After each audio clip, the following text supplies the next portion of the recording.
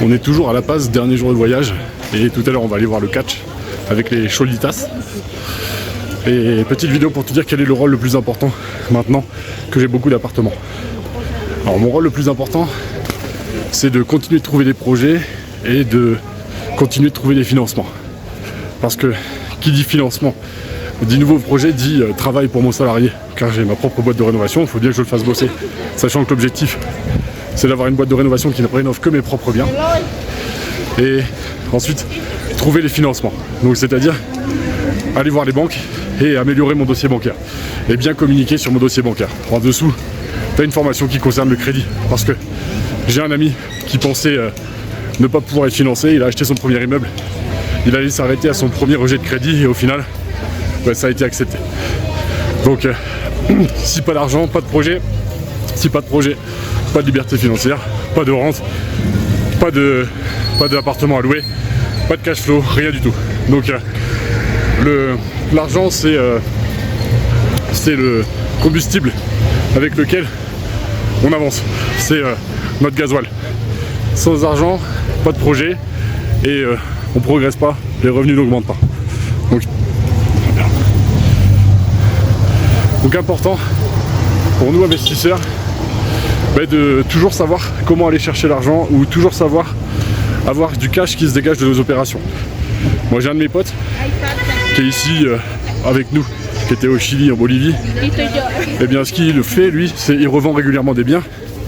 Et en revendant des biens, ça lui permet d'avoir du cash, beaucoup de cash. Ça lui facilite le fait de pouvoir réemprunter pour d'autres projets. Alors moi j'ai horreur de ça, de revendre, donc je revends jamais. Mais ce que je fais, c'est que j'ai des projets très rentables. J'ai ma propre boîte de réno pour diminuer les coûts de travaux et ça me permet de dégager des plus grosses marges sur mes locations. Donc moi je fais uniquement du locatif, je fais pas l'achat-revente pour l'instant. Tu le sais, j'ai entre 30 et 35 apparts en fonction des divisions qui seront autorisées sur un de mes derniers projets. Donc c'est ma stratégie. Après, quand là où mon pote, lui, il va revendre un bien, encaisser une grosse plus-value, peut-être de 300 000, 400 000 en plus-value, et ce qu'il va faire derrière, c'est refaire un gros projet, toujours des projets plus gros. Et pour ma part, comme je revends pas, parfois je continue avec des projets de petite taille. Là où il va faire un projet à 800 000, comme je revends pas et comme pour que les banques me suivent, je vais faire des projets peut-être des petits apparts à 30, 40 000, 50 000 ou des petits immeubles à 200 000. Ça dépend de où en est mon dossier bancaire, ça dépend de combien j'ai de location, combien j'encaisse chaque mois de loyer, ça dépend de tout ça. Mais globalement, qui dit stratégie différente, dit avancée différente. On fait pas la même chose, on s'y prend pas de la même façon, donc on agit différemment en fonction de nos propres situations, on s'adapte à nos propres situations. Et en ce qui me concerne, j'ai une fois tous mes projets finis, j'aurai au minimum 15 000 € par mois de loyer. Là où mon pote, lui, a des locaux commerciaux et 20 000 € par mois de loyer pour 18 000 de crédit. Donc lui, il a beaucoup plus d'emprunt que moi, beaucoup plus de crédit que moi. Mais pour ma part, j'ai beaucoup moins de crédit que lui. En crédit immobilier, j'ai 3 100 € de crédit par mois de crédit immobilier. Donc je suis beaucoup moins endetté que lui, donc j'ai beaucoup plus de cash qui en sort chaque mois. Donc globalement, moi je préfère garder mes biens très rentables plutôt que de les revendre. Mon objectif, je préfère acheter moins gros et garder la poule aux œufs d'or. Quand tu as la poule aux œufs d'or qui pond tous les jours, tu es bien content de continuer d'aller chercher les œufs. C'est un peu ma stratégie à moi. C'est pour ça que je ne revends pas, parce que j'ai des biens très rentables que je connais, des biens qui me rassurent parce que je sais comment ça se passe, comment les gérer, quel prix de loyer je mets, etc. Quand tu refais un nouveau projet, j'estime que c'est toujours une énergie en plus à mettre. Suivre tes travaux, s'assurer que ça se passe bien. Quand j'ai un bien où tous mes travaux sont terminés, je suis tranquille, je sais que c'est bien fait, je sais que c'est bon pour un moment. Tandis que refaire un nouveau projet, c'est du stress, c'est de l'énergie. Tant que le projet n'est pas fini, tant que tu n'as pas de locataire dedans, tu gagnes pas d'argent. Un projet n'est rentable qu'une fois qu'il est loué. Tant qu'il n'y a personne dedans, il n'est pas rentable. Donc l'objectif, en tout cas ma façon de faire, tu peux regarder en dessous, il y a mon guide pour bien acheter, pour éviter les grosses erreurs. Ma façon de faire, c'est celle-ci. C'est celle que je te décris. Là, chacun sa stratégie, en fonction de sa personnalité. on peut faire de l'immobilier de différentes façons en achetant les mêmes biens. Mon pote qui achète des immeubles, il pourra acheter les mêmes immeubles, des locaux commerciaux. Il a acheté pas mal d'immeubles avant, qu'il a revendu, toute son habitation globalement il a revendu. Et il pourrait globalement faire la même chose que moi. Garder ses biens, les louer, encaisser les loyers, mais c'est pas comme ça qu'il veut agir, c'est pas sa personnalité.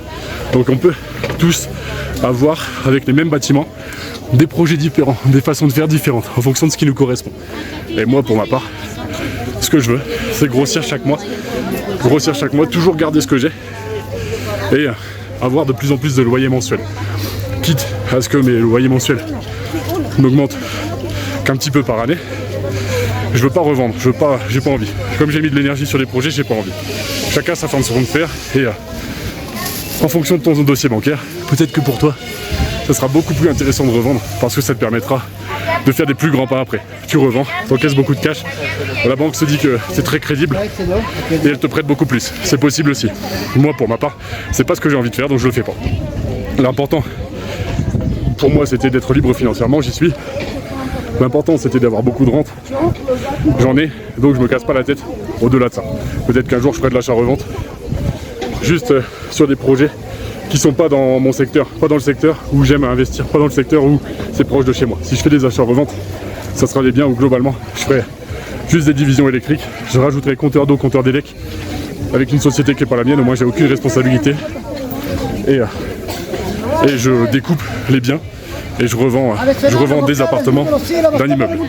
Peut-être des projets de découpe où je fais pas la rénovation totale, où je me casse pas la tête. Juste je fais des divisions pour qu'il y ait l'électricité et l'eau vraiment chaque compteur par appart, et je revends tel quel et les gens gèrent leurs travaux comme ils veulent. Mais je m'occupe pas de faire leurs travaux, ça c'est une possibilité. Mais ça, c'est dans le cas où c'est des biens qui sont pas sur mon secteur, qui sont sur des secteurs où je me dis les gérer ça va me prendre du temps, c'est pas proche de chez moi, moi j'aime bien tout centraliser, donc pour l'instant c'est globalement ma stratégie, je t'en parle maintenant, peut-être que tu me verras revendre des biens plus tard, mais c'est pas l'objectif pour l'instant. Donc mon rôle à moi, c'est de mettre en location mes biens ou de gérer les problèmes quand il y a un locataire qui m'appelle. À moi de trouver la solution, de faire venir les artisans, de faire venir mon salarié si besoin. À moi de m'occuper de la gestion des problèmes. C'est moi qui globalement m'occupe de la location de pas mal d'apparts. Donc globalement, j'essaie de tout louer en septembre à des étudiants, tout en même temps. En septembre, il y a beaucoup de demandes, donc fin août-septembre, il y a beaucoup de demandes, donc j'essaye de faire visiter à peu près tout en même temps. Et j'ai des locataires qui restent depuis longtemps, donc ceux-là, ils sont en place, et je les laisse en place, et ça me fait mes revenus récurrents. Mais voilà globalement comment je m'y prends. Donc on est à La Paz, en Bolivie. Hier, on s'est fait bouffer par des tout petits moucherons. On a des plaques partout. Je peux te montrer mes chevilles, mais j'ai des trous plein les chevilles. Et je vais te montrer, tiens. Juste maintenant. On a fait du VTT de descente, je te montrerai dans la vallée.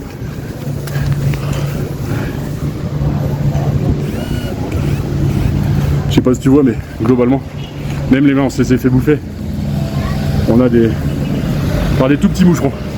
Et hier, on était à la vallée de la mort. Je vais te montrer quelques passages en vidéo de cet endroit. Et n'hésite pas à me dire quel type de contenu tu veux. Ici, on est dans les 4800 mètres d'altitude. Donc, je crois que c'est 4800. Donc, difficile de respirer. Et le matin, parfois, ça t'arrive d'avoir mal à la tête. Et ici, je te l'avais déjà dit, ils consomment beaucoup de feuilles de coca. Et ils conseillent tous de prendre du thé à la coca, etc. Bon, moi, j'en prends pas. Mais et ici, de toute façon, dans les petits déj, dans les hôtels, t'as du thé à la coca si tu veux. T'en as forcément des sachets, tu choisis ce que tu veux, t'as camomille, coca, etc. Comme en France où t'aurais plein de choix. Donc n'hésite pas à me dire quel type de vidéo tu veux.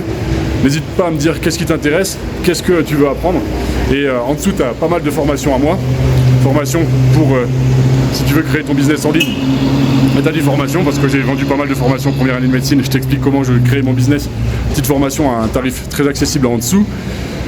Qui donne toutes les étapes à faire pour créer ton business et qui est automatique derrière. Si tu crées des vidéos, l'idée c'est de revendre grâce à ces vidéos en automatique sans forcément devoir y mettre beaucoup d'énergie. Moi je fais ce business internet pour le vivre de façon automatisée, pas pour y être tous les jours coincé, c'est pas mon but, sachant que j'ai déjà un métier et que je suis kiné. Et bon, je réduis de plus en plus mon activité de kiné, je prends de plus en plus de vacances, j'ai tous mes appartements et j'ai ma boîte de réno, enfin j'ai différentes activités, tu le sais. Et en dessous, tu peux regarder, il y aura peut-être mes formulaires pour si tu veux t'inscrire à un séminaire immobilier, à des réunions immobilières. N'hésite pas à me dire ce qui t'intéresse et au cas où tu veux monter des formations en ligne, il y a un essai gratuit de mon logiciel grâce au lien que je te mets, un lien spécifique. Tu vas pouvoir tester le logiciel et créer une formation en ligne sans payer quoi que ce soit. Et si jamais tu vas te mettre à créer 10 formations en ligne, tu devras payer l'offre comme moi où c'est 828 € par an, globalement. Bon, je te souhaite le meilleur, prends soin de toi et n'hésite pas à me dire qu'est-ce qui t'intéresse comme contenu de vidéo. A bientôt, c'est Flavien, prends soin de toi, des bisous et n'hésite pas à me mettre des commentaires, des j'aime, t'abonner, etc.